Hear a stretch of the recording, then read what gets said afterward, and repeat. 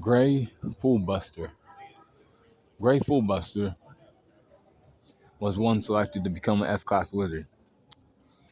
He went into the island with Loki. They were like, okay, we'll have to win this, and so I can become an S-Class wizard, said Gray, and he was like, yeah.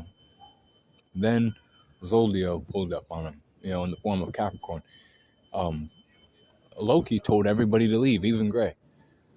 He was like, look out for the girls. Gray was like sticking with the girls, but then Connor was kind of like, I want to win this myself, and like, I don't need your help, Gray, because if you help me out, then I might not get the S-Class status I deserve. And he was like, okay, well, you bitches want to run around by yourselves, then I'll fucking leave you bitches, and I'll be by myself. And he did that. But then he found Zareth and Ultir, and he was like, wait, that girl looks like my old master before. But it was her daughter, Ultir. He found that out later, as he was fighting her, of course. And he was fighting against her, and he was like, damn, this girl's using extra stuff. She's using lost magic called, Arc of Time magic, turning my, ice into, gas. That shit was ridiculous. She kept doing that to his magic. Then she was hitting him with the orb that she could use to, like, she liked to play games and shit like that. But then he forced her to use ice, make magic herself. And he was like, I knew you were her daughter. It was just, you look like her and everything else. She felt bad because she felt as if her mother didn't care about her.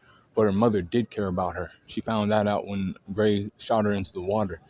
And she, like, kind of caught glimpses of, like, her mother in the past. They took her away, and lied to her, saying that her daughter had died, but she was still alive.